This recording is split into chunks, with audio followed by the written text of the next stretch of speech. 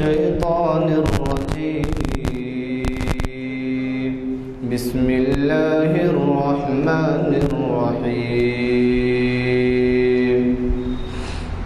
يا أيها الذين آمنوا استعينوا بالصبر والصلاة إن الله مع الصابرين. ولا تقولوا لمن يقتل في سبيل الله أموات بل أحياء ولكن لا تشعرون. ولنبلونكم بشيء من الخوف والجوع ونقص من الأموال والأنفس والثمرات وبشر الصابرين الذين إذا أصابتهم مصيبة قالوا إنا لله وإنا إليه راجعون. أولئك عليهم صلوات من ربهم ورحمة وأولئك هم المهتدون. صدق اللہ العظیم. حضرات، جیسے کہ بعد نماز عصر اعلان کیا جا چکا ہے، آج ہمارے درمیان ہماری خوش قسمتی ہے کہ ایسی شخصیت جس سے بہت سے حضرات واقف ہیں وہ موجود ہیں.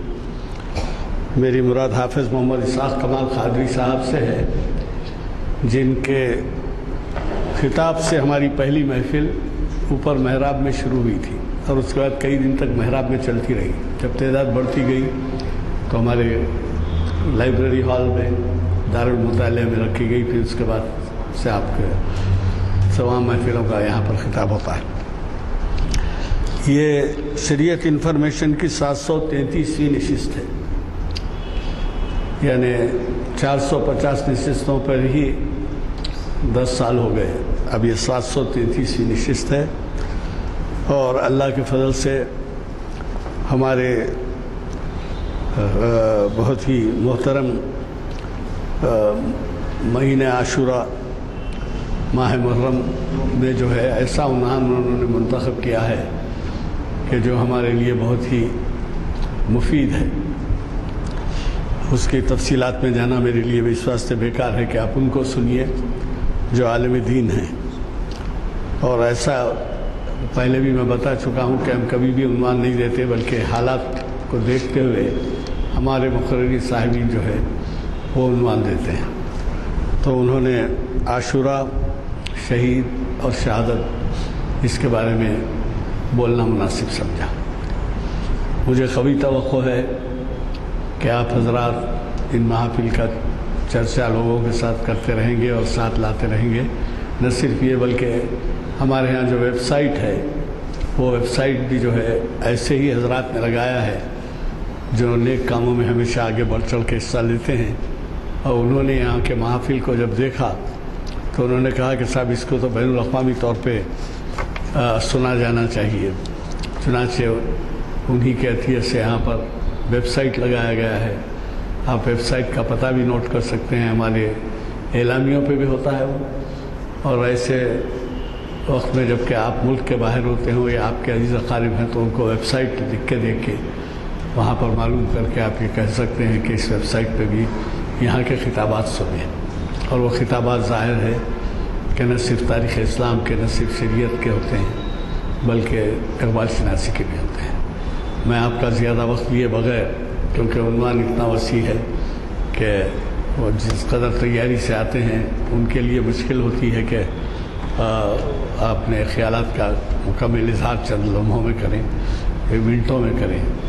لہذا میں بغیر ایک کچھ وہ کہے کہ صرف اتنا یاد دلاتے ہوئے کہ چار چمبے کے دن ڈاکٹر لخائے الحق جو ہے، لخائے الحق صدیق خلیل بھی ہے عشق، یہ جو ہے عنوان سے مخاطب کر رہے ہیں محفل اقبال شناسی کی 955ویں نشست ہو. مجھے قوی توقع ہے کہ آپ چہارشنبے کے دن بھی عصر کی نماز یہی پڑھ کر اس میں شرکت فرمائیں گے. جزاک اللہ. میں آج کے مخرج صاحب سے گزارش کرتا ہوں کہ وہ شاہی نشین پر تشریف لائیں. اعوذ باللہ السمیع العلیم من الشیطان الرجیم. بسم اللہ الرحمن الرحیم. الحمد للہ رب العالمین الرحمن الرحیم مالک یوم الدین والصلاة والسلام علی سیدنا محمد وآلہ وصحبہ اجمعین ومن تبعهم بإحسان إلى يوم الدين. أما بعد.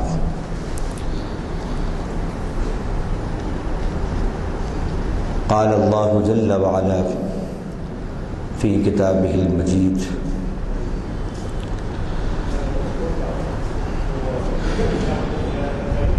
ولا تحسبن الذين قتلوا في سبيل الله أمواتا بل أحياء عند ربهم يرزقون.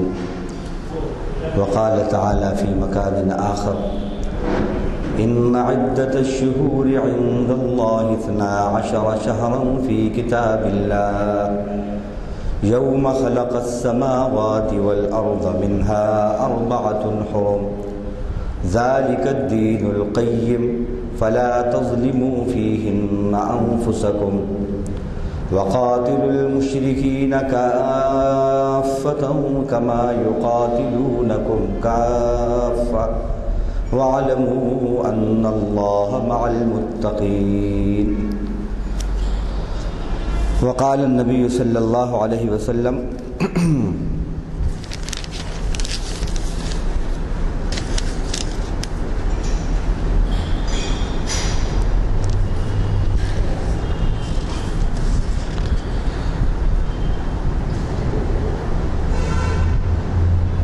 الشهداء 5: المطعون والمبطون والغريق وصاحب الهدم والشهيد في سبيل الله.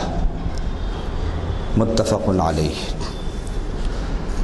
تمام تعریف اللہ ہی کو سزاوار ہے، اللہ ہی کو لائق ہے، جو تمام دنیاؤں کا پالنہار ہے،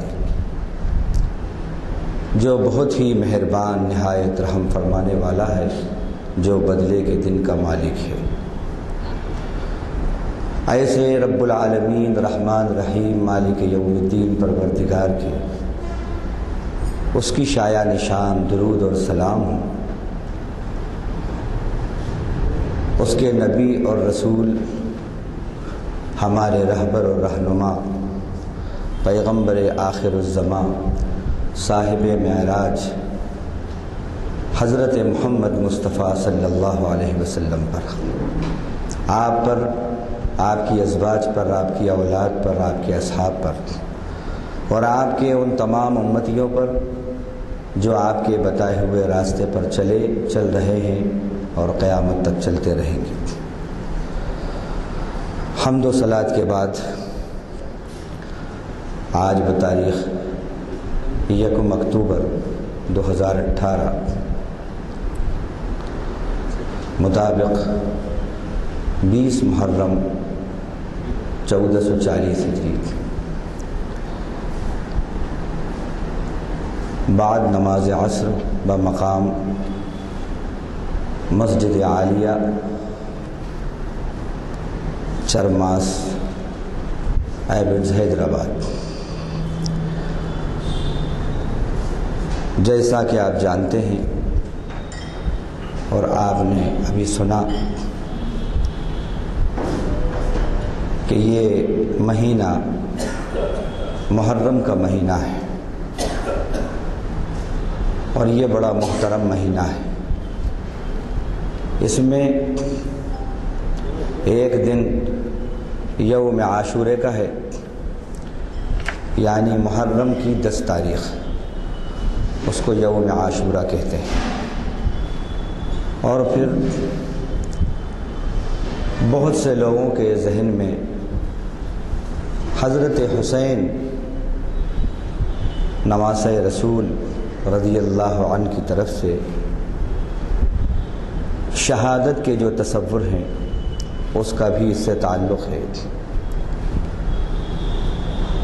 ان تمام باتوں پر اللہ کی توفیق سے جتنی اللہ نے ذہن میں ڈالی ہیں، جو کچھ ہم احاطہ کر سکے ہیں وہ آپ کے سامنے پیش کرتے ہیں۔ سورہ توبہ کی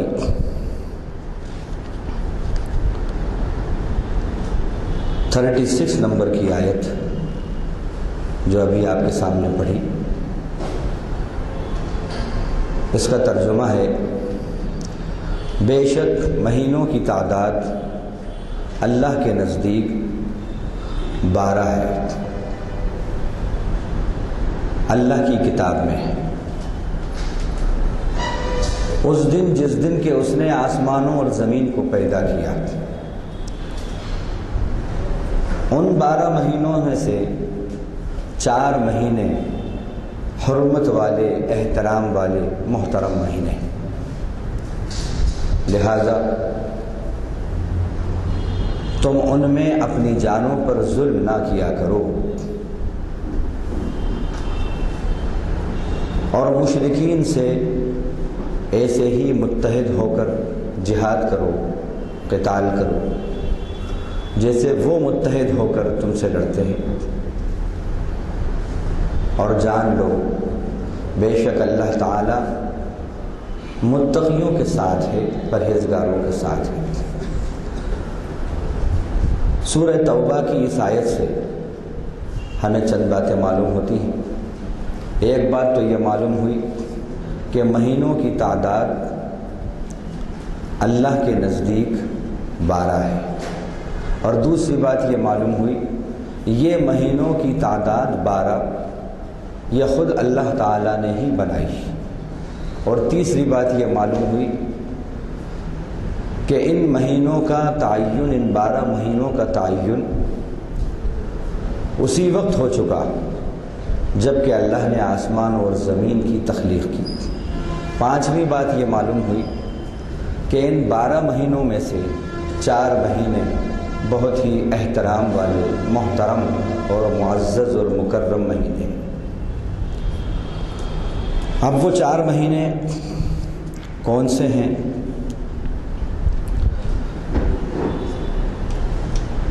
حدیث شریف کے اندر، اس سلسلے کے اندر ایک حدیث آئی ہے،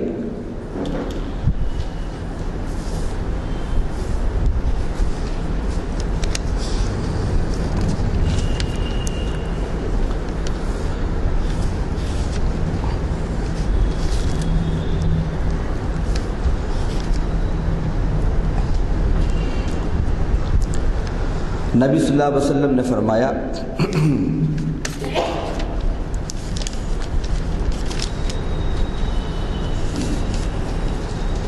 کہ اللہ تعالیٰ نے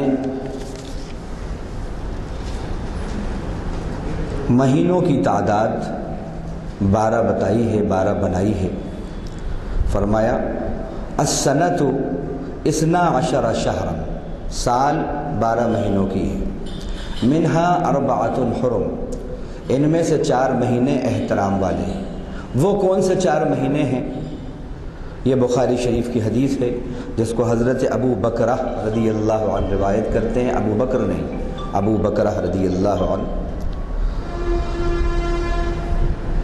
اس ضمن میں اس روایت میں یہ بات آئی ہے کہ سال 12 مہینوں کا ہے، اور ان میں 4 مہینے محترم ہیں، ثلاثۃ متوالیات، 3 مہینے ایک کے بعد ایک، ایک کے بعد ایک محترم ہیں۔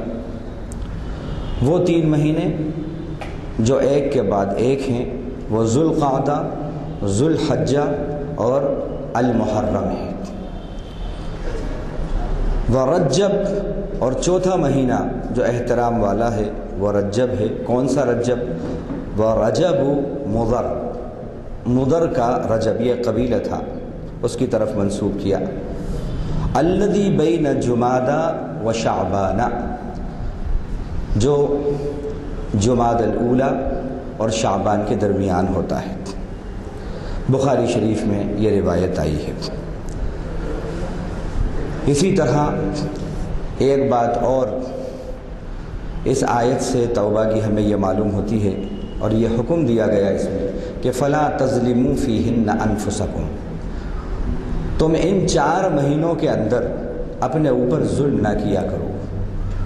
اب وہ کون سا ظلم ہے، کیا مراد ہے اس ربانی قول سے، اس ربانی حکم سے؟ علماء نے اس ضمن میں کچھ اقوال بتائے ہیں، اس کی تشریح میں، تفسیر میں۔ اللہ نے ان مہینوں کے اندر قتال کو بالکل قطعی طور پر حرام کر دیا۔ ویسے لڑائی جھگڑا ظلم و ستم تو اللہ نے ہر وقت حرام کیا ہے، لیکن خصوصاً ان مہینوں کے اندر تو قطعی طور پر حرام۔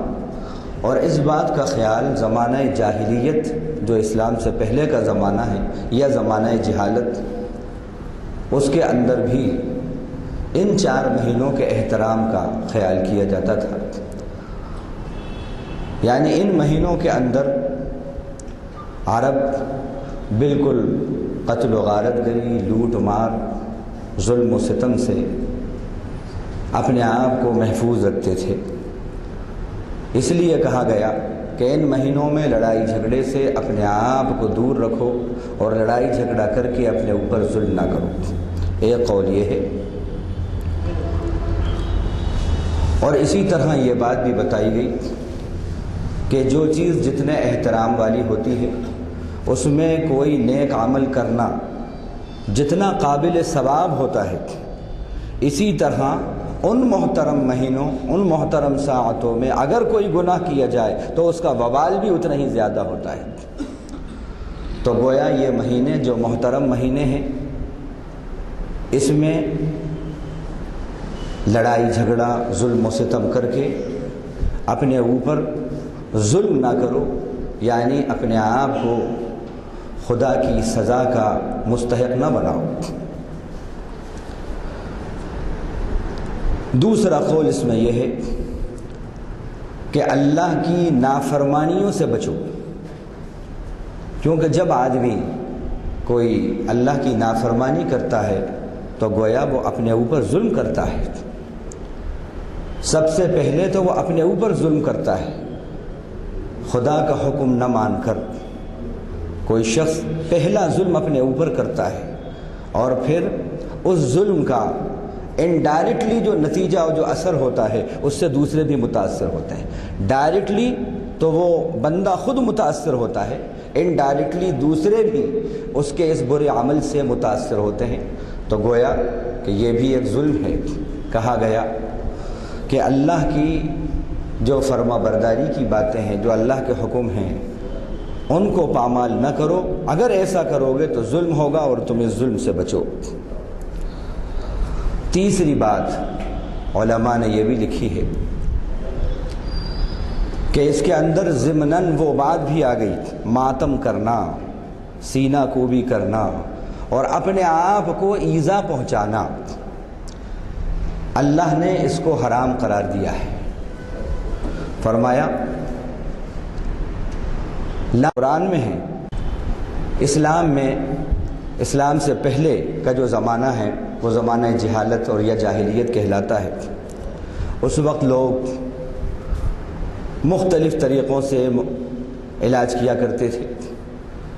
کچھ داغ لگواتے تھے، جیسے چرکے لگانا کہتے ہیں، اپنے جسم کو داغ لگواتے تھے، اس سے علاج کرتے تھے۔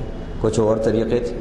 آپ نے جو دوسرے طریقے صحیح طریقے تھے ان کو جاری رکھا، اور جو اپنے آپ کو نقصان پہنچانا، تکلیف دینے کا جو علاج تھا، تکلیف دینے والا جو علاج تھا، اس سے آپ نے کہا یہ نہیں، یہ حرام ہے، یہ جائز نہیں ہے۔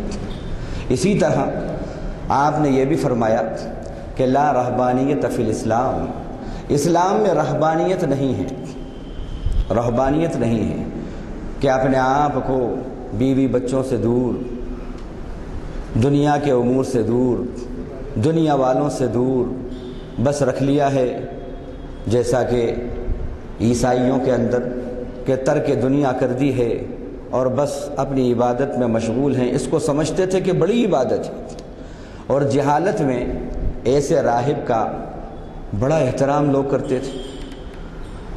اللہ کے نبی صلی اللہ علیہ وسلم نے فرمایا لا رہبانیت فی الاسلام، اسلام میں رہبانیت نہیں ہے، کیونکہ یہ بھی ایک طرح سے اپنے آپ کو تکلیف میں ڈالنا ہے، اپنے آپ کو تکلیف میں ڈالنا ہے۔ ہر وہ عمل جو اپنے آپ کو تکلیف میں ڈالنے والا ہو، اسلام اس کی تائید نہیں کرتا بلکہ اس کی مخالفت کرتا ہے۔ چند صحابہ کے اندر آپس میں گفتگو ہو رہی ہے کہ اللہ کے نبی صلی اللہ علیہ وسلم تو بخشے بخشائے ہیں، آپ کا عمل تو کسی کے برابر ہو ہی نہیں سکتا، ہم لوگوں کو بہتر سے بہتر عمل کر کے اعلیٰ سے اعلیٰ جنت کے مستحق ہوں تو کیسے ہوں ہم؟ تو ان میں آپس میں کسی نے کہا کہ آج سے میں شادی نہیں کروں گا، کسی نے کہا کہ میں رات بھر عبادت کروں گا، کسی نے کچھ گویا اپنے اوپر، اپنے نفس کے اوپر ظلم کرنے کی کچھ باتیں لوگوں نے کچھ قاعدے مقرر کرے۔ اللہ کے نبی صلی اللہ علیہ وسلم کو یہ بات جب پہنچی تو آپ صلی اللہ علیہ وسلم نے ان سے کہا سنو، اننی اتقاکم، میں تم میں سب سے زیادہ اللہ سے ڈرنے والا ہوں، اور میں عبادت بھی کرتا ہوں، میں نے شادیاں بھی کی ہیں، میں جہاد میں بھی جاتا ہوں، وغیرہ وغیرہ۔ تو اس سے یہ معلوم ہوا کہ اپنے آپ کو اپنے طور پر کسی تکلیف میں ڈال کر سمجھنا ہم بڑی عبادت کر رہے ہیں، یہ عبادت نہیں جہالت ہے۔ اور اس کی تائید ایسے بھی ہوتی ہے کہ آپ صلی اللہ علیہ وسلم نے، بخاری شریف کی حدیث ہے کہ آپ نے فرمایا ان من امور الجاہلیہ النیاحہ من امور الجاہلیہ، نوحہ کرنا، ماتم کرنا، سینہ کوبی کرنا، یہ جہالت کی باتوں میں سے ایک بات ہے۔ اور آپ نے فرمایا کل امر من امور الجاہلیہ تحت قدمی موضوع، زمانہ جہالت کی جتنی باتیں ہیں ان میں سے ہر بات آج میں اپنے پیروں کے نیچے رونتا ہوں، یہ آپ نے حجۃ الوداع کے اندر فرمایا۔ اور اسی طرح آپ نے ایک جگہ فرمایا، حضرت عبداللہ ابن مسعود اس کے راوی ہیں، بخاری شریف کی حدیث ہے، مسلم شریف میں بھی آئی ہے، لیس منا من لطم الخدود وشق الجیوب ودعا بدعوى الجاہلیہ، وہ ہم میں سے نہیں ہیں جس نے اپنے منہوں پر تماچے مارے، یا جو اپنے منہوں پر تماچے مارے اور اپنے گریبان کو چاک کرے اور جہالت کے دعوے کی طرف لوگوں کو دعوت دے، جہالت کی باتوں کی طرف لوگوں کو بلائے۔ آپ نے کہا فلیس منا، ڈس اون کیا، ایسے شخص کو ڈس اون کیا۔ تو زمانہ جہالت کے اندر ماتم کرنا، سینہ کوبی کرنا، اپنے آپ کو مشقت میں ڈالنا، کپڑے پھاڑنا اور بدن کو مختلف طریقوں سے ایذا پہنچانا، اس کو رہبانیت سمجھا جاتا تھا، اس کو عبادت سمجھا جاتا تھا۔ اسلام نے اس کا خاتمہ کیا۔ کیوں؟ یرید اللہ بکم اليسر ولا یرید بکم العسر، اللہ آسانی چاہتا ہے، دشواری نہیں چاہتا۔ الدین یسر، دین آسان ہے، اور یہ دین دین فطرت ہے، دین رحمت ہے۔ اور اللہ کے نبی کو اللہ نے وما ارسلناک الا رحمۃ للعالمین، رحمۃ للعالمین بنا کر بھیجا ہے۔ تو جس کو وہ عبادت سمجھتے تھے اس کو اسلام نے کہا جہالت۔ آج بھی ایک طبقہ جس چیز کو عین عبادت سمجھتا ہے، ماتم کرنا، سینہ کوبی کرنا، اور نئے نئے انداز سے ماتم کر کے ریکارڈڈ ماتم کرنا، اور ایک دوسرے سے بڑھ چڑھ کر حصہ لینا، کبھی بلیڈ کے ذریعے، کبھی چاقو کے ذریعے، کبھی کسی ذریعے، کبھی کسی ذریعے، اور اپنے آپ کو ایذا پہنچانا، خون بہانا، ایک طبقہ اس کو عین عبادت سمجھتا ہے، رونے گانے کو عبادت سمجھتا ہے، لیکن اسلام نے اس کو جہالت کہا، اللہ کے نبی نے جہالت۔ کتنا فرق ہے، کتنا فرق ہے۔ جس چیز کو اسلام جہالت کہہ رہا ہے، کچھ نادان اس کو عبادت کا درجہ دیے ہوئے ہیں۔ اللہ ہمیں سمجھ عطا فرمائے، اور اس کو کہا کہ یہ امر جاہلیت میں سے ہے۔ تو یہ ایک بات اس سے یہ بھی معلوم ہوئی کہ فلا تظلموا فیہن انفسکم، کہ تم اپنے آپ پر ظلم نہ کرو۔ اس میں یہ قول بھی علماء نے لکھا ہے۔ اب اس کے بعد ایک بات یہ بھی معلوم ہوتی ہے کہ فقاتلوا المشرکین کافۃ کما یقاتلونکم کافۃ، اتحاد کے ساتھ باطل کا مقابلہ کرو، متحد ہو کر باطل سے مقابلہ کرو۔ 1.5 اینٹ کی مسجدیں بنا کر آپس میں مت لڑو، آپس میں لڑو گے تو تمہاری ہوا اکھڑ جائے گی۔ یا ایھا الذین آمنوا اذا لقیتم فئۃ فاثبتوا واذکروا اللہ کثیرا لعلکم تفلحون واطیعوا اللہ ورسولہ ولا تنازعوا فتفشلوا وتذهب ریحکم واصبروا، اللہ اور اس کے رسول کی اطاعت کرو اور آپس میں مت لڑو وگرنہ تمہاری ہوا اکھڑ جائے گی۔ تو اتحاد کے ساتھ باطل کا مقابلہ ہونا چاہیے، کفر و شرک کا مقابلہ ہونا چاہیے۔ اگر اتحاد نہیں ہوگا ہماری صفوں کے اندر تو ہم 58 ملک رکھنے کے باوجود بھی مغلوب رہیں گے، داتا ہو کر بھی ہم بھکاری بنے رہیں گے، جیسا کہ آج ہم دیکھ رہے ہیں۔ تو یہ چند باتیں اس سے ہمیں معلوم ہوتی ہیں۔ اب اس کے اندر یہ جو محرم کو محرم کہا جاتا ہے، یہ کیا ہے؟ محترم ہے، معزز اور محترم ہے۔ کیوں ہے؟ اس کی وضاحت ہم نے آپ کو کر دی۔ اب اس کے اندر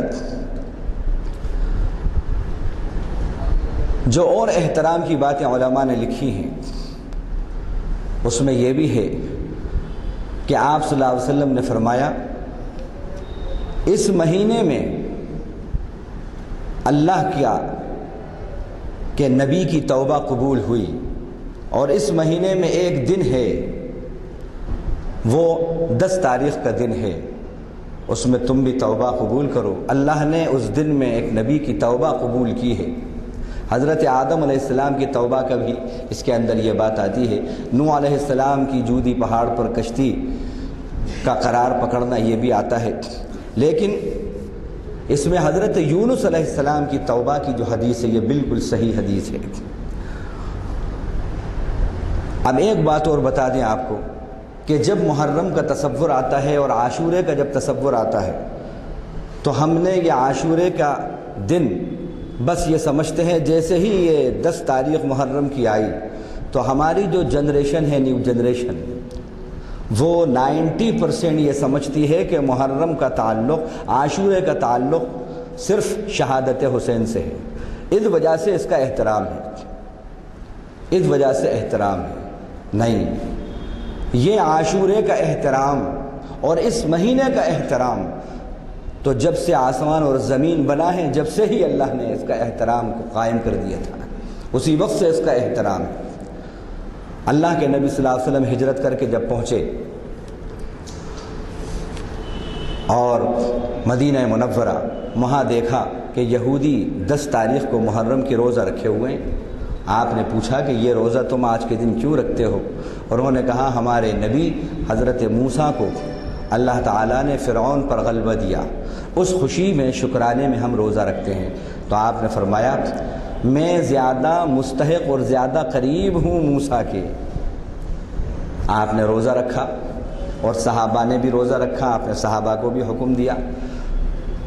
رمضان کے روزوں کی فرضیت سے پہلے بڑی پابندی سے صحابہ اور نبی صلی اللہ علیہ وسلم بھی اس روزے کو رکھا کرتے تھے، لیکن جب رمضان کے روزے کی فرضیت نازل ہو گئی، الذین آمنوا کتب علیکم الصیام کما کتب علی الذین من قبلکم لعلکم تتقون ایام معدودات والی آیت میں، تو پھر یہ روزہ نفل رہ گیا۔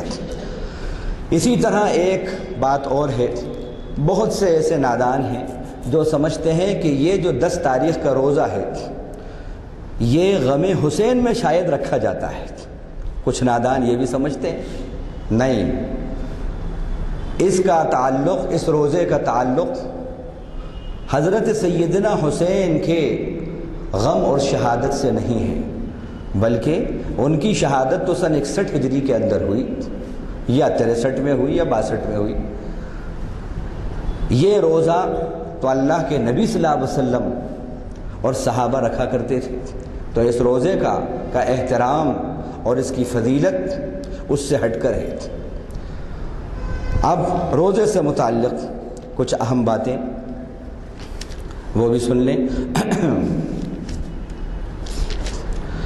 آپ صلی اللہ علیہ وسلم نے فرمایا فَصُمِ الْمُحَرَّمْ فَإِنَّهُ شَهْرُ اللَّهِ، محرم کا روزہ رکھو کیونکہ وہ اللہ کا مہینہ ہے۔ اس کو اس لیے بھی محترم کہا کہ اللہ کے نبی نے اس کی نسبت اللہ کی طرف کی، یہ اللہ کا مہینہ ہے، اس نسبت سے بھی اس کو محترم کہا۔ فرمایا وَفِيهِ يَوْمٌ تَابَ فِيهِ عَلَىٰ قَوْمٍ، اس میں ایک دن ایسا ہے کہ جس میں اللہ نے ایک قوم کی توبہ قبول کی ہے۔ وَيُتَابُ فِيهِ عَلَىٰ آخَرِينَ، اور اس میں دوسروں کی توبہ بھی اگر وہ کریں گے تو اللہ قبول کرے گا۔ یہ ترمذی شریف اور مسند احمد میں حدیث آئی ہے، اور امام ترمذی نے اس کو حسن کہا ہے۔ اب وہ قوم جس کی توبہ قبول کی گئی تھی، محدثین نے، شارح حدیث نے لکھا ہے کہ وہ سیدنا یونس علیہ السلام کی قوم ہے۔ تو ہمیں یہ معلوم ہوا کہ یہ دن جو ہے اس کو توبہ سے بہت ہی ایک قریبی تعلق ہے، اور یہ روزہ رکھنے والا دن ہے، یہ عبادت کا دن ہے، یہ توبہ کا دن ہے۔ اسی طرح بہت سے لوگ یہ سمجھتے ہیں کہ یہ غم کا مہینہ ہے، شادی بیاہ بالکل نہیں ہوگی، اور خاص طور سے 10 تاریخ کو تو سمجھتے ہیں حرام ہے شادی کرنا، بالکل، اور محرم میں 90% مسلمان شادی کرنا حرام سمجھتا ہے۔ حرام تو خیر نہیں کہہ رہے ہم، لیکن بہت ہی سمجھتا ہے، بڑے ہی عجیب گناہ کی بات سمجھتا ہے اپنے عمل سے۔ ایسا کچھ نہیں ہے، بلکہ یہ تو بڑا محترم مہینہ ہے۔ حضرت آدم کی توبہ کا قبول ہونا خوشی کی بات ہے، حضرت یونس علیہ السلام کی قوم کی توبہ کا قبول ہونا خوشی کی بات ہے، یہ تو خوشی کی بات ہے۔ حضرت موسیٰ کا حضرت فرعون پر غالب آنا خوشی کی بات ہے، تو یہ تو یوم فرحت ہے، یوم ماتم نہیں ہے۔ عجیب بات لگ رہی ہوگی آپ کو، عجیب سی لگ رہی ہوگی بات، لیکن چونکہ ایک ٹرینڈ چل پڑا ہے تو ہم بھی بس تم چلو ادھر ہی، ہوا ہو جدھر کی۔ اور بعض ہمارے نوجوانوں کو ہم نے دیکھا، جیسے ہی محرم کی پہلی تاریخ ہوئی تو وہ مسٹر بلیک بن جاتے ہیں۔ بھائی کیا بات ہے؟ نہیں، وہ غم میں، بے شک اللہ کے نبی کے نواسوں کے غم میں، نواسے محترم کے غم میں ہم دل سے شریک ہیں، اور ہمیں بہت افسوس ہے، بہت افسوس ہے، لیکن اس کا بھی اسلام نے اصول بتائے ہیں، سوگ منانے کے کچھ آداب بتائے ہیں، غم کے کچھ آداب ہیں۔ اسلام میں خوشی کے بھی آداب ہیں، غم کے بھی آداب ہیں۔ یہ نہیں کہ غم کے اندر حد سے گزر گئے، خوشی کے اندر بھی حد سے گزر گئے، اور اپنے لیے بھی درد سر، دوسروں کے لیے بھی درد سر۔ ہمارے یہاں یہی ہوتا ہے، خوشی میں جب انسان پاگل ہوتا ہے تو نقصان اپنے آپ کو بھی پہنچاتا ہے، افراط اور تفرید کا شکار ہوتا ہے، دوسروں کو بھی نقصان پہنچاتا ہے۔ یہی حال غم کا ہے، جب غم میں حد سے اعتدال سے گزرتا ہے تو اپنے آپ کو بھی نقصان پہنچاتا ہے اور دوسروں کو بھی نقصان پہنچاتا ہے۔ نہیں، اس کے اصول ہیں۔ آپ صلی اللہ علیہ وسلم نے فرمایا صرف عورت کے لیے اس کے شوہر کا جب انتقال ہو جائے، قرآن نے کہا اس کے لیے سوگ منانا، غم منانا کتنا بتایا، الذین یتوفون منکم ویذرون ازواجا یتربصن بانفسہن 4 اشہر وعشرا، تم میں سے جن کے شوہروں کی وفات ہو جائے ان کی بیویاں اپنے آپ کو عدت میں 4 مہینہ 10 دن رکھیں۔ بیویوں کے لیے سوگ کی، غم کی جو مدت بتائی قرآن نے وہ 4 مہینہ اور 10 دن بتائی۔ اس کے علاوہ آپ نے کہا کہ جتنے بھی غم ہیں وہ صرف 3 دن کے ہوتے ہیں، سوگ کی مدت 3 دن کی ہے۔ اگر ہم اس سوگ کو جاری رکھیں گے تو پھر سال میں 365 دن جو ہیں یہ بھی کم پڑ جائیں گے۔ کتنے صحابہ، ہر صحابی کی شہادت قابل احترام، ہر دن۔ اب آپ سوگ منائیے تو پھر گھر میں ہی بیٹھے رہیے، پوری زندگی سوگ کے اندر ہی گزر گئی۔ یہ مذہب مجاہدوں کا مذہب ہے، والذین جاہدوا فینا لنہدینہم سبلنا، مجاہدوں کا مذہب ہے یہ گھر میں قید ہو کر بیٹھ جانے اور مجذوبیت کا مذہب نہیں ہے۔ فضل اللہ المجاہدین علی القاعدین اجرا عظیما۔ اب اس کی تائید ہوتی ہے حضرت ام حبیبہ رضی اللہ عنہا، جن کو رملہ بھی کہتے ہیں، جو اللہ کے نبی صلی اللہ علیہ وسلم کی زوجہ محترمہ ہماری ماں ہیں، ام المومنین ہیں۔ حضرت ابو سفیان کی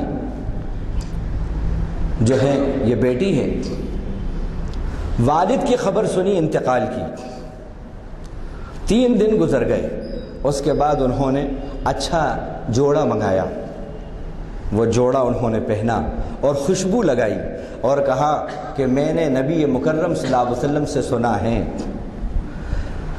کہ سوگ کی شوہر کے علاوہ جو مدت ہے وہ صرف 3 دن ہے، وہ گزر چکی مدت۔ یہ ہمارے لیے نمونہ ہے، صحابہ، صحابیات، ازواج مطہرات نمونہ ہیں، لیکن ہم لوگوں کا حال یہ ہے کہ ہم نے اتنی افراط اور تفرید کر دی ہے کہ حقائق سے ہم کوسوں دور ہو گئے۔ تو یہ بات بھی اس کے اندر ایک بہت اہم آئی تھی۔ اب عاشورے کے روزے سے متعلق ہم بات بتا رہے تھے کہ فرمایا افضل الصیام بعد رمضان شہر اللہ المحرم، رمضان کے روزوں کے بعد سب سے افضل روزہ اگر کسی مہینے کا ہے تو وہ اللہ کے محترم مہینے محرم کا روزہ ہے۔ اسی طرح آپ نے فرمایا وَأَفْضَلُ الصَّلَاةِ بَعْدَ الْفَرِيضَةِ صَلَاةُ اللَّيْلِ، اور جو فرض نماز ہے ان فرض نمازوں میں سب سے، فرض نماز کے بعد سب سے افضل نماز جو ہے وہ رات کی نماز ہے، مراد تہجد ہے۔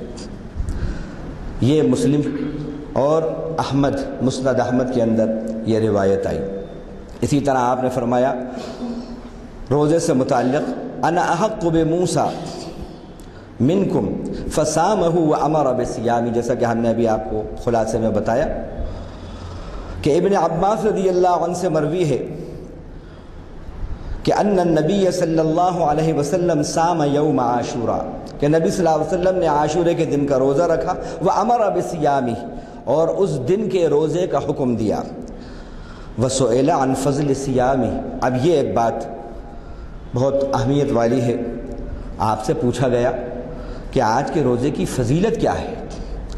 آپ نے فرمایا احتسب علی اللہ ان یکفر السنۃ التی قبلہ، میں اللہ سے امید کرتا ہوں اس بات کی کہ گزشتہ 1 سال کے گناہوں کا کفارہ کر دے گا اللہ تعالیٰ، اس سے کفارہ ہو جائے گا۔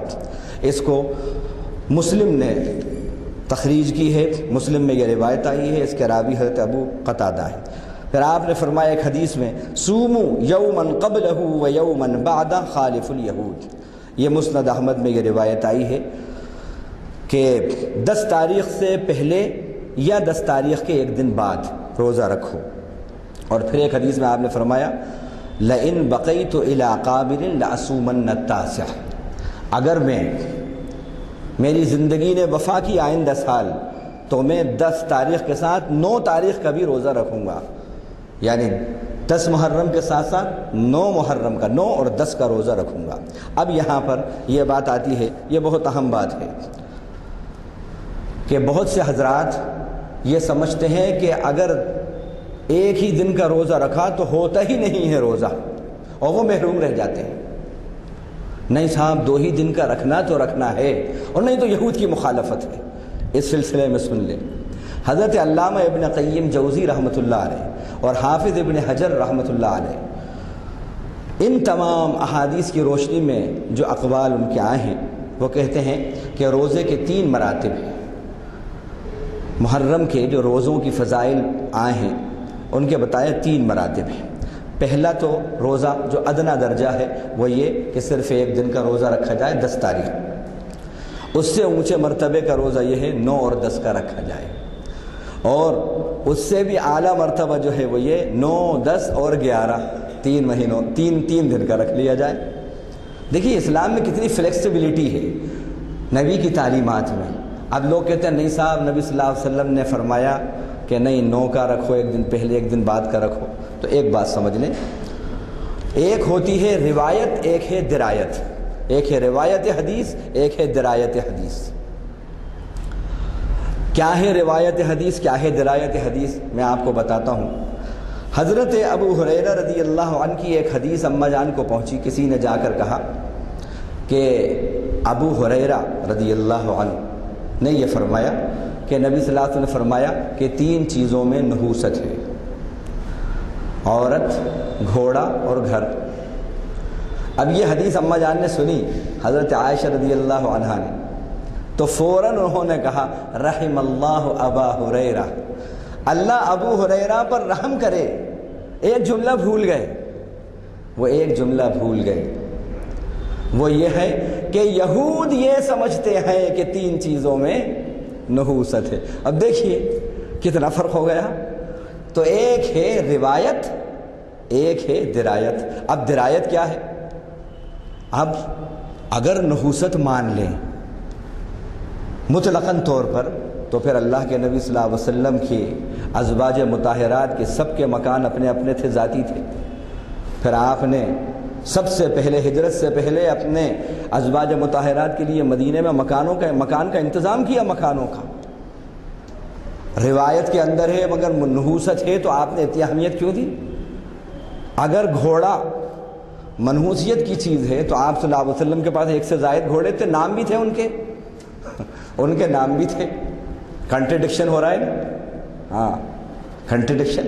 اسی طرح اگر یہ کہیں عورت میں نحوست ہے تو آپ صلی اللہ علیہ وسلم کی 11 ازواج مطہرات ہیں، تو پھر یہاں تضاد نہیں ہو رہا۔ وہ تضاد کو دور کس نے کیا؟ سیدتنا عائشہ رضی اللہ عنہا کی جب حدیث ہم دیکھتے ہیں، غور کرتے ہیں، تو یہ جملہ جو ملتا ہے تو وہ تضاد دور ہو جاتا ہے کہ یہودی یہ تصور کرتے ہیں۔ یہ ہے درایت۔ تو اب یہ حدیث جو آپ نے فرمایا تم 9 کا رکھو یا 10 کے ساتھ 11 کو ملا لو اور خالف الیہود، یہود کی مخالفت کرو، کیا مطلب؟ اب سنیں اس بارے میں۔ دیکھیے اس زمانے میں مدینے کے جو یہودی تھے وہ 95% 10 تاریخ کا یوم عاشورہ کا روزہ رکھتے تھے۔ مسلمان بھی روزہ رکھتے تھے، دونوں کی مشابہت ہو رہی تھی، دونوں کی مشابہت ہو رہی تھی۔ آج جب آپ یہاں ہیں اور اپنے محلے میں، جس محلے میں بھی آپ ہیں، مجھے بتائیے وہ جو مخالفت والی بات تھی آج وہ مخالفت والی بات نہیں ہے، آج مخالفت والی بات نہیں ہے۔ جہاں کہ وہ شبہ مشابہت کی جو بات ہوتی تھی، مشابہت کی جو بات ہوتی تھی، آج وہ تشبہ نہیں پایا جا رہا۔ اس لیے علماء نے کہا ہے کہ یہاں تطبیق انہوں نے دی ہے، جہاں پر تشبہ ہو کہ یا آپ ایسی بستی میں چلے جائیں جو یہود کی بستی ہے، وہ بھی رکھ رہے ہیں آپ بھی رکھ رہے ہیں، تو وہاں پھر 2 ہی روزہ رکھنا بہتر ہے۔ لیکن اگر تشبہ کا یا مشابہت کا اندیشہ نہیں ہے تو پھر 1 روزہ بھی رکھا جا سکتا ہے، اور رکھتے ہیں۔ اور یہ میں نہیں کہہ رہا، یہ ابھی آپ کو ہم نے علماء کے اقوال بتائے، اس کے اندر یہ علماء کے اقوال ہیں۔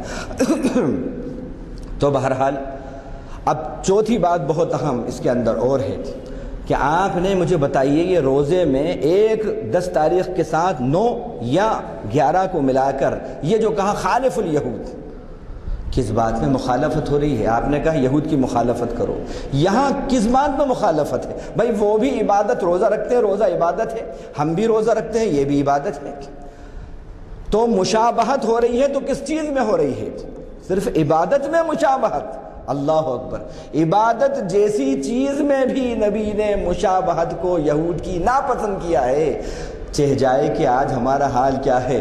جو چیزیں عبادت کی نہیں ہیں، ہم یہود و نصارہ کے وہ بہت سے طریقے اختیار کیے ہوئے ہیں جو کہ سراسر انہی سے منسوب ہیں۔ تو پھر کتنی سخت اور سنگینی کی یہ بات ہے، یہ غور کرنے کی بات ہے۔ جب نبی نے یہود کی مخالفت عبادت جیسی چیز میں پسند نہیں کی، تو پھر ہم ان کی موافقت کو کتنی چیزوں میں ہم کرتے ہیں۔ جب موافقت عبادت میں پسند نہیں کی تو ہم کتنی چیزوں میں موافقت کرتے ہیں۔ یہ بہرحال عاشورہ سے متعلق بات تھی۔ اب اس کے بعد شہادت، شہید اور شہادت، اس سلسلے میں سن لیں۔ یہ لفظ بیچارہ شہید بڑا معصوم لفظ ہو گیا ہے، اور اتنا کثرت سے یہ بولا جا رہا ہے، جسے دیکھیے وہ شہید، جسے دیکھیے شہید۔ اسلام کا شہید کون ہے اور اسلام میں شہادت کا تصور کیا ہے؟ تو اس ضمن میں آپ سمجھ لیں، قرآن مجید میں شہید کا وہ معنی جو ہم لیتے ہیں کہ جہاد کے اندر جو شہید ہے، اس معنی میں قرآن مجید میں کہیں بھی اس معنی میں لفظ نہیں آیا۔ یہ ڈاکٹر اسرار احمد صاحب کی بھی تحقیق ہے اور تمام علماء کی یہ تحقیق ہے کہ لفظ شہید اس معنی میں، جس معنی میں ہم تصور کرتے ہیں، اس معنی میں کہیں قرآن میں نہیں آیا۔ اب شہید کا تصور تو ہے، تو پھر یہ کہاں سے آیا؟ یہ حدیثوں سے آیا ہے، احادیث کے اندر اس کا ذکر ہے۔ اب میں وہ آپ کو سامنے حدیثیں پیش کرتا ہوں۔ شہید کے معنی کیا ہیں؟ اصل میں شہد یشہدو کے معنی آتے ہیں گواہی دینا۔ لغت میں معنی الحاضر، موجود رہنے والا، گواہی دینے والا، اور العالم الذی یبین ما علمہ، وہ علم والا کہ جو واضح کرے اس چیز کو جس کو وہ جانتا ہے، اس کو بھی شہید کہا جاتا ہے۔ اسی سے قرآن مجید کے اندر یہ بات آئی، وَكَذَلِكَ جَعَلْنَاكُمْ أُمَّةً وَسَطًا لِتَكُونُوا شُهَدَاءَ عَلَى النَّاسِ وَيَكُونَ الرَّسُولُ عَلَيْكُمْ شَهِيدًا۔ یہ اسی سینس میں آیا ہے، ہم نے تم کو اعتدال والی ایک امت بنایا ہے۔ بعض نے اس کا بہترین ترجمہ بھی کیا ہے، تاکہ تم لوگوں پر گواہ بن جاؤ۔ گواہ بن کس بات کے؟ اسلام کے گواہ بن جاؤ، ایمان کے گواہ بن جاؤ، اللہ کے ایمان کی نمائندگی کے گواہ بن جاؤ۔ وَيَكُونَ الرَّسُولُ عَلَيْكُمْ شَهِيدًا، اور رسول تمہارے اوپر گواہ ہو جائے۔ سورہ بقرہ آیت نمبر 143 میں۔ اب اصطلاح شریعت میں، شریعت کی اصطلاح میں شہید کسے کہتے ہیں؟ جزاک اللہ۔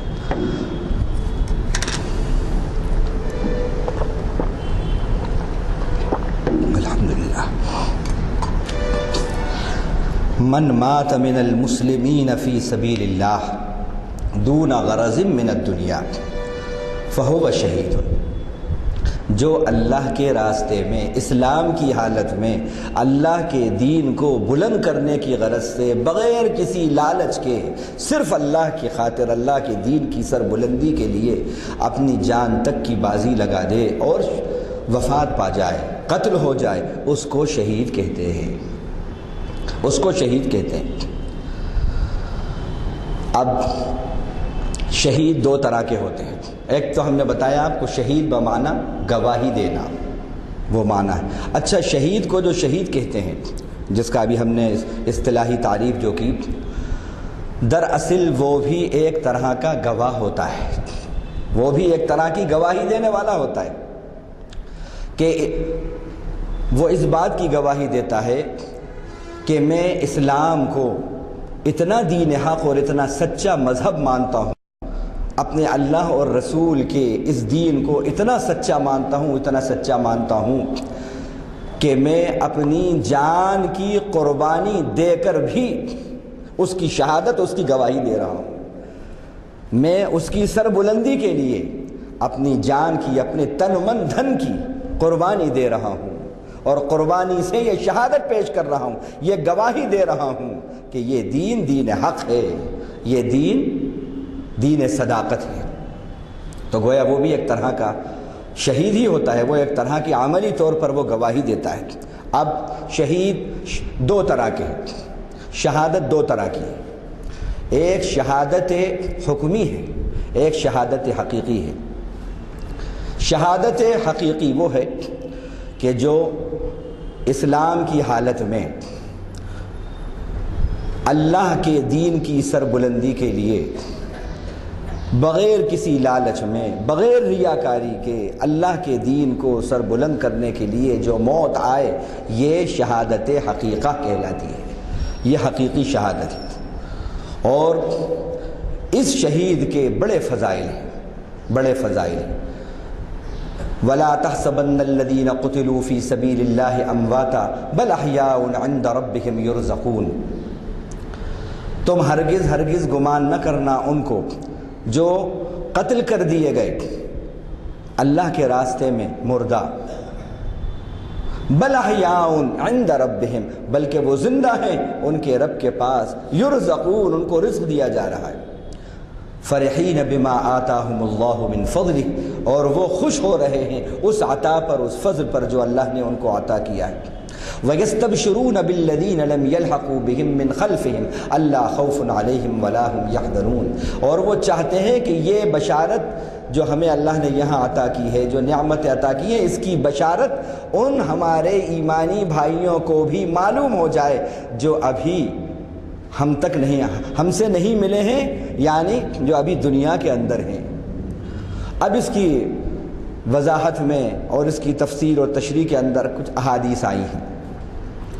اللہ کے نبی صلی اللہ علیہ وسلم نے حضرت عبداللہ ابن جابر رضی اللہ عنہ کو دیکھا، ذرا مغموم سے ہیں، پوچھا، اور پھر اس کے بعد آپ نے فرمایا ان کے والد صاحب جو ہیں حضرت جابر، ان کا یہ حال تھا کہ وہ احد کی جنگ کے اندر شہید ہوئے تھے۔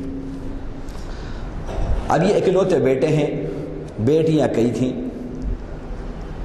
تو اللہ کے نبی صلی اللہ علیہ وسلم نے ان کو کچھ مغموم دیکھا، صاحبزادے کو، عبداللہ ابن جابر، ان سے کہا کہ تمہیں معلوم ہے کہ تمہارے والد کا کیا مکالمہ ہوا اللہ سے عالم برزخ میں، عالم ارواح میں کیا مکالمہ ہوا؟ انہوں نے کہا اللہ و رسولہ عالم، اللہ اس کا رسول ہی جانتا ہے۔ انہوں نے کہا کہ اللہ نے تمہارے والد سے پوچھا کہ کیا ہے تیری تمنا؟ انہوں نے کہا کہ اللہ آپ نے جو نعمت اور جو مقام ہمیں عطا کیا ہے، بس میری یہ تمنا ہے کہ پھر آپ مجھے زندگی دیجئے اور پھر دنیا میں بھیجئے، میں پھر آپ کے دین کے لیے شہید ہو کر آؤں گا، اور میں اس بات کی بشارت لوگوں کو دوں۔ اللہ نے فرمایا ہمارا یہ فیصلہ ہوتا ہے، یہ فیصلہ ہے کہ ایک بار آنے کے بعد دوبارہ ہم کسی کو دنیا میں نہیں بھیجتے، ہاں یہ تیری تمنا جو ہے ہم یہ ایمان والوں تک پہنچا دیتے ہیں۔ تو پھر یہ آیت کا نزول ہوا، لا تحسبن الذین قتلوا فی سبیل اللہ امواتا بل احیاء عند ربہم یرزقون۔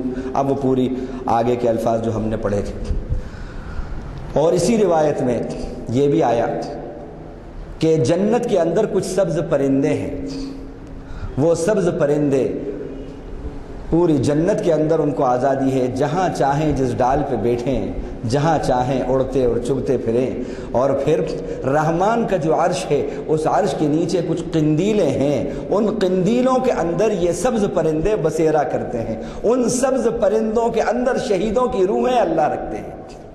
یہ مقام ہے شہیدوں کا، لیکن یہ وہی شہید ہیں کہ جو تن من دھن سے اللہ کی خاطر اسلام کی سربلندی کے لیے، من قتل فی سبیل اللہ لتکون کلمۃ اللہ ہی العلیٰ فہو فی سبیل اللہ، جیسا کہ حدیث میں آیا کہ جو قتل کر دیا جائے، شہید کر دیا جائے اس لیے کہ اللہ کا دین، اللہ کا کلمہ، اسلام کا کلمہ بلند ہو، حقیقت میں وہ شہید ہے، حقیقت میں وہ اللہ کے راستے میں ہے۔ تو یہ مقام اور مرتبہ ہے۔ اب یہ تو ہے شہادت حقیقی اور حقیقی شہید۔ اب ایک ہے رینک کا معاملہ اور ایک ہوتا ہے جو ہے گریڈ، ایک مقام ہے، ایک درجہ ہے۔ جیسا کہ کہیں کہ انکل کسی کا ایک ہی چچا ہے حقیقی تو ان سے بھی وہ انکل کہتا ہے، اور کئی لوگ ہیں باپ کے دوست، ان کو بھی انکل کہتا ہے۔ ہم دیکھتے ہیں انکل ذرا بات سنیے، اب انکل اس کا حقیقی تو ایک ہی ہے لیکن وہ کئی لوگوں سے انکل کہتا ہے، تو کیا مطلب؟ تو ایک ہے مقام، ایک ہے درجہ۔ مقام میں تو جو حقیقی چچا ہے وہی چچا مقام کے اعتبار سے حقیقی ہے، اور درجے کا جہاں تک معاملہ ہے تو یہ کہہ سکتے ہیں کہ یہ ہمارے چچا کے درجے میں ہے۔ بالکل اسی طرح شہادت کا معاملہ ہے، ایک ہے حقیقی شہید کہ جس کے بارے میں ابھی ہم نے وضاحت کی، اس کو وہ مرتبے اور وہ مقامات اور وہ سہولتیں اور وہ اعزازات حاصل ہوں گے۔ ایک ہے وہ شہید جو حکماً شہید ہے، جو درجے کے اندر ہے، مقام میں نہیں ہے لیکن درجے میں شہادت کے ہوتا ہے۔ وہ کون ہے؟ اللہ کے نبی صلی اللہ علیہ وسلم نے فرمایا کہ الشہداء خمسہ، شہید 5 طرح کے ہیں، شہید 5 طرح کے ہیں۔ المطعون، جو پلیگ کے اندر وفات پا جائے وہ بھی شہید ہے۔ اور یہ ایک بات سمجھ لیں، سب ایمان کی حالت کے اندر ہیں، یہ سب باتیں ایمان کے ساتھ ہیں، یہ شرط ہے۔ جو پلیگ کے اندر وفات پائے تو وہ بھی شہید۔ والمبتون، پیٹ کی تکلیف تھی، کرونیکل ڈیسیز تھی زمانے سے، اس میں بیچارے کا انتقال ہو گیا، وہ بھی شہید۔ والغریق، ڈوب کر مر گیا، خود سے ڈوب کر نہیں، وہ تو سوسائڈ ہوگی، وہ تو آرام ہے، نہانے گئے تھے یا اور سفر میں تھے، کشتی میں تھے الٹ گئی، یا نہانے گئے تھے پھنس گئے، کچھ ہو گیا اور اس میں وفات ہو گئی تو یہ بھی شہید۔ وصاحب الحدم، دیوار گر گئی، منہدم ہو گئے، وہ بھی شہید۔ اور والشہید فی سبیل اللہ، اور اللہ کے راستے میں اپنے تن من دھن سے نچھاور ہونے والا جو ہے، قربان ہو جانے والا، وفات پانے والا، وہ بھی شہید۔ متفق علیہ حدیث ہے، بخاری اور مسلم کے اندر آئی۔ اب اس میں یہ جو آخری درجے کا شہید ہے یہ حقیقی شہید ہے، اور وہ جو شہید ہیں وہ سب حکماً شہادت میں شریک ہیں۔ تو ایک شہادت حقیقی اور ایک شہادت حکمی ہے۔ اسی طرح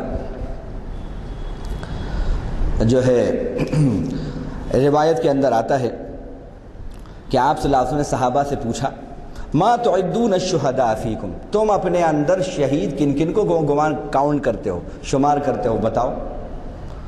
صحابہ نے کہا یا رسول اللہ، من قتل فی سبیل اللہ فہو شہید، جو اللہ کے راستے میں قتل کر دیا جائے وہ شہید ہے۔ قال، آپ نے فرمایا کہ ان شہداء امتی اذن لقلیل، تب تو میری امت کے شہید بہت تھوڑے ہوں گے، میری امت کے شہید بہت تھوڑے ہوں گے۔ قالوا فمن یا رسول اللہ، صحابہ نے کہا تو پھر کون اللہ کے رسول، اس کے علاوہ اور کون ہے؟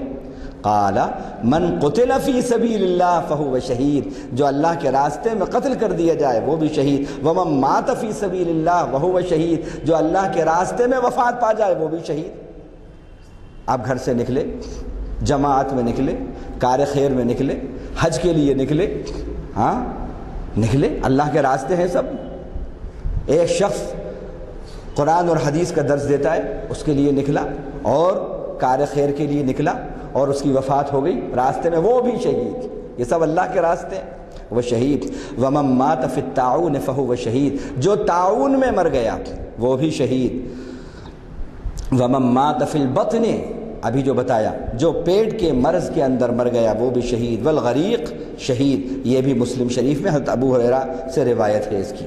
پھر فرمایا من قتل دون مالہ فہو شہید، جو اپنے مال کی حفاظت کے اندر، دفاع کے اندر اگر شہید قتل کر دیا گیا وہ بھی شہید۔ اور اسی طرح آپ نے فرمایا کہ من قتل دون دینہ فہو شہید، جو اپنے دین کی دفاع کے اندر آ گئے اور انہوں نے کہا کہو یہ جملہ، نہیں تو ابھی ہم تمہیں مار ڈالتے ہیں، اور ان کا نہیں، لا الہ الا اللہ محمد رسول اللہ، اور مرڈر کر دیا، قتل کر دیا، شہید۔ یہ شہید تو بہت ہیں اس زمانے میں، 4 سال سے بہت شہید ہو رہے ہیں، اب اشارہ ہمارا کدھر ہے آپ سب سمجھتے ہیں، بشارت ہے، ان لوگوں کو بشارت ہے، اللہ ان سب کو شہادت کا درجہ عطا فرمائے۔ تو من قتل دون دین ہی، دین کے مقابلے میں، دین پر جس کو مارا گیا، صرف دین اسلام کی بنیاد پر مارا گیا اور وہ اسی نسبت پہ مر گیا، وہ بھی شہید ہے۔ ومن قتل دون مالہ فہو شہید ومن قتل دون نفسہ فہو شہید، مارنے آ گئے، اپنے ڈیفینس کر رہا ہے، ڈیفینس میں مر گیا، اپنی جان کی حفاظت میں مر گیا، وہ بھی شہید۔ ومن قتل دون دمہ فہو شہید، اپنے خون کے بدلے میں مر گیا، وہ بھی شہید۔ ومن قتل فی سبیل اللہ فہو شہید، جو اللہ کے راستے میں مرا وہ بھی شہید۔ تو یہ شہادت کے یہ مقام، یہ مرتبے، یہ اللہ کے نبی صلی اللہ علیہ وسلم نے ان حدیثوں سے ہمیں یہ معلوم ہوا کہ ایک شہادت وہی جو ہم نے بتایا مقام والی ہے، ایک درجے والی شہادت ہے، ایک گریڈ ہے، ایک رینک کا معاملہ ہے۔ اب یہ شہید کو شہید کیوں کہتے ہیں، اس کے علماء نے اقوال 8 قول بتائے ہیں، اس میں علماء نے قرآن اور حدیث کی روشنی میں۔ پہلا قول یہ ہے اس لیے اس کو شہید کہا جاتا ہے لأنہ حی، اس لیے کہ وہ زندہ ہے۔ قرآن کہہ رہا ہے لا تقولوا فی سبیل اللہ اموات لا تحسبن الذین قتلوا فی سبیل اللہ اموات، جو اللہ کے راستے میں قتل کر دیے جائیں انہیں مردہ نہیں گمان کرنا۔ اور ایک جگہ ہے سورہ بقرہ کے 19ویں رکوع میں نہیں کہنا انہیں شہید، تو وہ اس لیے اس کو شہید کہا جاتا ہے لأنہ حی، کہ وہ زندہ ہے۔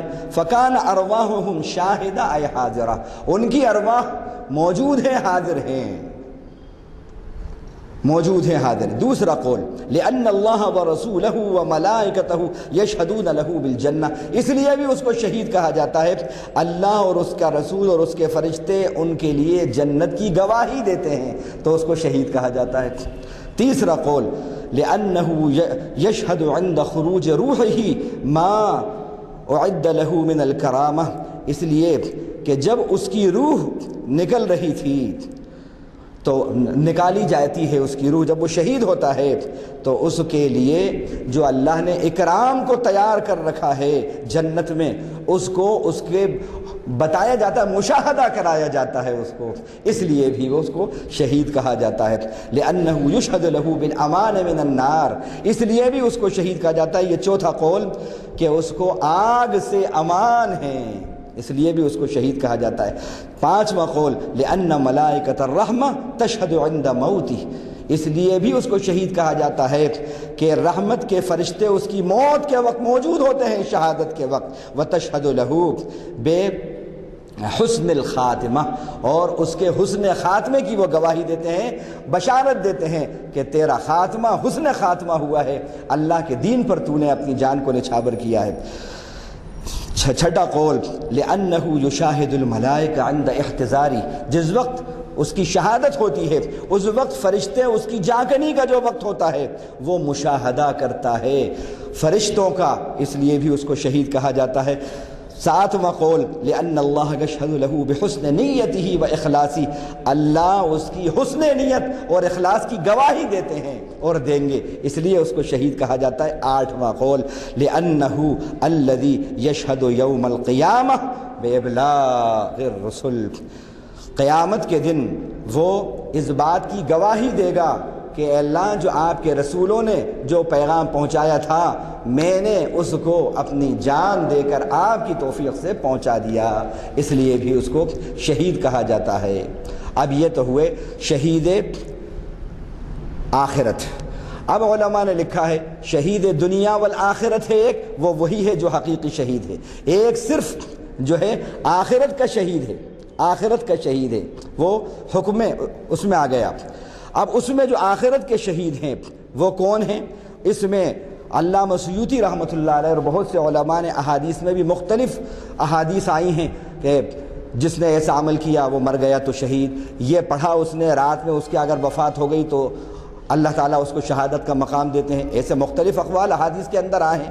تو علامہ سیوطی رحمۃ اللہ علیہ نے اس کو جمع کیا ہے 30 کے قریب، اور بعض نے 50 کے قریب کہا ہے کہ وہ 50 قسمیں ہیں آخرت کے شہید کی۔ اب میں خالی بس ویسے اشارے کرتے ہوئے جاتا ہوں، اور یہ جو آخرت کا شہید ہوگا، جو آخرت کا شہید ہے یعنی جو حکمن شہید ہے، اس کو غسل بھی ہے، کفن بھی ہے اور نماز بھی ہے، اور وہ جو حقیقی شہید ہے راہ خدا کا مجاہدے کا، اس کا غسل نہیں ہے، صرف نماز ہے اس کی، اور کفن بھی نہیں ہے، وہی اس کا کفن ہے جو اس کا لباس ہے، کیونکہ حدیث میں آتا ہے قیامت کے دن جو شہید حقیقی ہے وہ اٹھے گا تو جو اس کے خون کے دھبے ہیں وہ مشک و عنبر ان سے مہک رہا ہوگا، اور زمانہ کہے گا کہ یہ کیسی خوشبو ہے، کون ہے؟ کہا جائے گا کہ یہ اللہ کے راستے میں اپنے آپ کو شہید کرنے والے گواہ، حقیقی گواہ بن کر آئے ہیں، یہ وہ لوگ ہیں۔ تو وہ شہادت کی طلب کر رہے ہیں، دل میں تمنا رکھتے ہیں انتقال ہو گیا، اللہ تعالیٰ شہادت کا درجہ دے گا، مطعون، مبتون، غریق، صاحب الحدم، یہ تو آپ نے۔ اور ایک گٹھیا کا مرض میں اگر کوئی مرا ہے، جوڑوں کی تکلیف میں، وہ بھی شہید ہے۔ اسی طرح وہ عورت جو نفاس کی حالت میں جس کی وفات ہوئی وہ بھی شہید ہے۔ ابھی یہ کچھ باتیں اور اس کی باقی ہیں، اللہ نے اگر توفیق دی تو، کیونکہ یہ موضوع بڑا وسیع ہے، اللہ نے توفیق دی تو انشاءاللہ آئندہ اس کی تکمیل ہوگی۔ اللہ سے دعا ہے کہ مالک اپنے کرم سے، اپنے فضل سے ہماری اس محفل کو قبول فرمائے، اور ہم سب کو بھی شہادت کے درجے کے اندر، شہیدوں کے درجے میں شامل فرمائے۔ وآخر دعوانا الحمدللہ رب العالمین، سبحان اللہ وبحمدہ، سبحانک اللہم وبحمدک، نشہد ان لا الہ الا انت، نستغفرک ونتوب۔